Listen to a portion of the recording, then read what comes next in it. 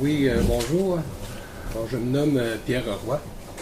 Et étant un ancien fondateur de la compagnie Les Excavations de la Faudière, il me fait plaisir de présenter l'historique de la compagnie. Alors au début, c'est M. Emmanuel Roy qui en 1972 a lancé l'idée, qu'il tripotait, ça faisait un bout de temps, de fonder la compagnie. C'est à cette année-là qu'on s'est associé avec ma mère. Moi, j'avais alors 22 ans, j'étais assez jeune. J'étais moins conscient de ce que ça représentait. Mais par la suite, j'ai vite réalisé qu'on avait quelque chose dans les mains. Alors, au tout début, il faut dire qu'Emmanuel a commencé, c'était en 1949, c'est l'année de son mariage. Où est-ce que c'est qu'il s'est acheté un premier camion? Il y avait toujours sa ferme. Mais c'est ma mère qui s'en occupait, mais ça l'attirait beaucoup, les graviers et les pits de sable. Alors il s'achète un camion, puis il commence à faire de la livraison comme ça, tranquillement. Moi, je n'étais pas encore au monde, bien sûr. Puis, suite à ça, le camion, rajeunit le camion, un peu plus tard, s'achète un petit tracteur, parce qu'au début, c'était vraiment du manuel, là. Alors, s'achète une petite charveuse, tranquillement, dans les années début 50. C'est là que moi, je suis venu au monde.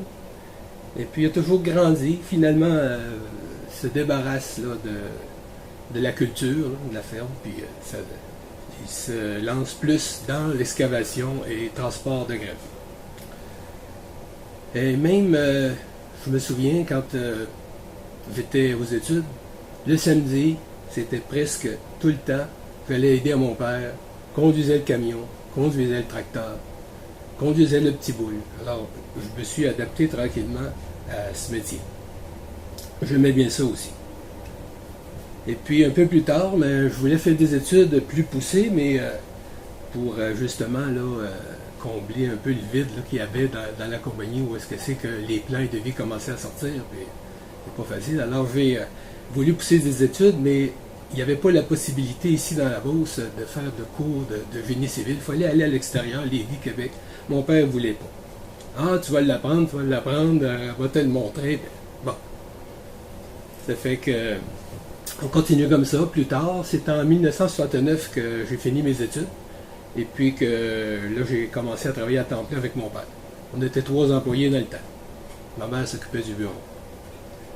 Alors, je commence tranquillement, puis là, mon père commençait, il m'en parlait pas beaucoup, mais il en parlait à ma mère surtout, là, qui parlait de la compagnie, puis finalement, un bon soir, c'était à tous les soirs, là, on parlait de ça, d'ouvrage.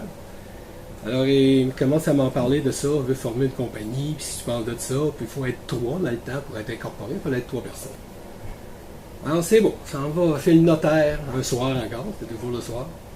C'était dans le temps, M. Quirion, Jean-Luc Quirion, je me souviens. Et bon. Fait que, on met ça en branle, tout ça, puis on avait même donné des noms.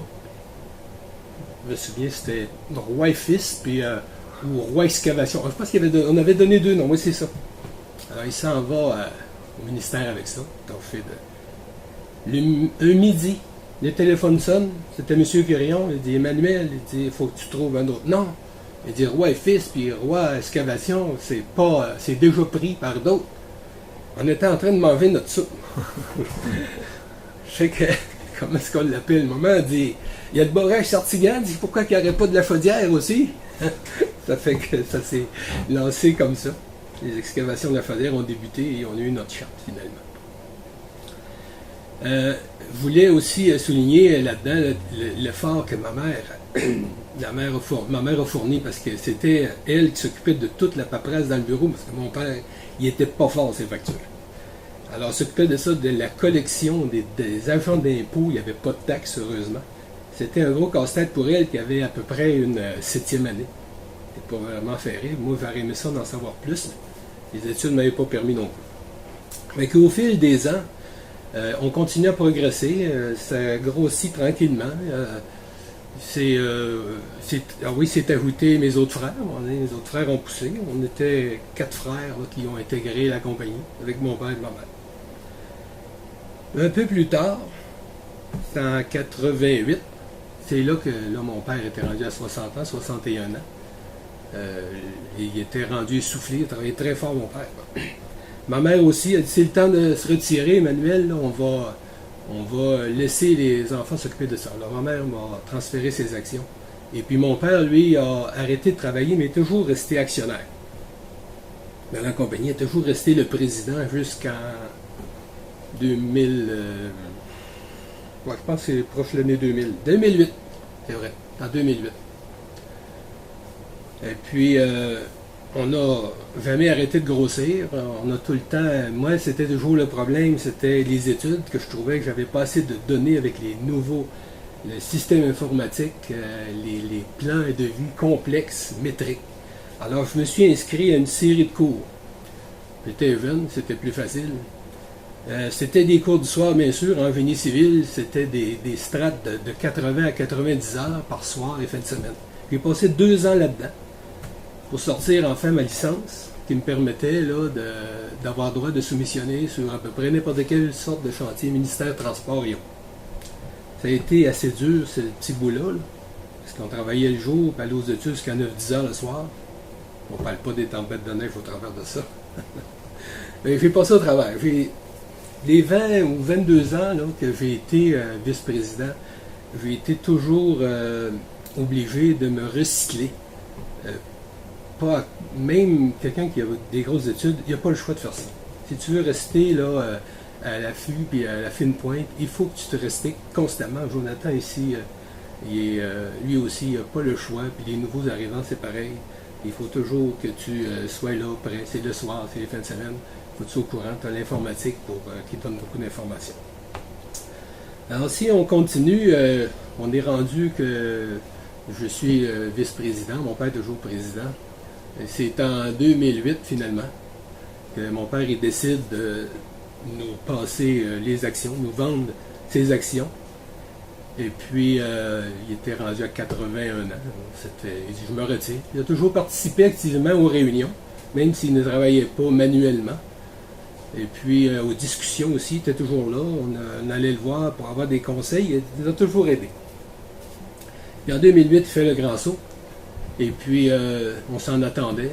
On n'en a pas parlé. C'est que c'est lui qui a décidé ça de lui-même. Et puis, pas longtemps par après, c'est moi, en 2010, c'était un rêve, là, pas un rêve, mais c'était quelque chose que je pensais, ça faisait longtemps. J'avais 2 enfants qui étaient très intéressés, Jonathan et Hugo, qui me semblaient une bonne relève. Un bon soir, je m'assois avec eux, puis je leur en parle. Et puis j'ai été étonné de voir comment est-ce qu'ils s'attendaient à ça, puis comment est-ce que ils ont pris ça là, vraiment là, à cœur. Et puis, oui, papa, puis oui, on va s'en occuper. Puis, c'est la compagnie de notre grand-père, ça, qui a parti ça. On va s'occuper de ça, ça fait qu'ils disent, on est prêt. Alors, je mets ça en branle aussi, comptable, avocat, notaire, pour transférer mes parts et mes titres à mes enfants, Jonathan et Hugo. Ça s'est fait en 2010. Je voulais que, quand j'atteigne l'âge de 60 ans, travailler assez dur, me disait, je pense que c'est le temps de passer ça à notre relais. Et puis, j'ai pas été déçu, parce que franchement, mes gars m'ont surpris. Jonathan et Hugo s'apparaissent des nouvelles idées, des jeunes qui foncent, ils ont le goût, sont prêts, ils n'ont pas peur des heures de travail. Ils vont foncer où est-ce que c'est que nous, des fois, on n'osait pas. Ils me surprennent, je suis très fier d'eux autres. Et puis, en plus, que voir la lignée des rois qui se continue, mais c'est encore quelque chose qu'on chérit toujours. Je suis sûr que mon père et ma mère sont très fiers aussi. Plus tard, probablement que Vincent, et le fils à Martin, va sûrement s'intégrer. En tout cas, il y a une place pour lui dans la compagnie. Alors, ça a fait le tour un peu de ce que c'est que je voulais dire. J'étais très content de voir nos enfants qui prennent ça avec des nouvelles idées et tout. Et puis, moi, je continue un peu à travailler dans la compagnie pareil. Je me suis dit, je vais continuer à donner un coup de main. Moi, mes fils ne se gênent pas non plus pour me demander des informations. Ça les rassure. C'est certain que quand tu commences, dans la vingtaine, t'es pas sûr de toi des fois. Alors, ça me fait plaisir toujours de leur donner un bon coup de main de ce côté-là. Et je suis sûr que la compagnie va prospérer avec cette nouvelle relève-là, avec ces jeunes, dans plusieurs années encore.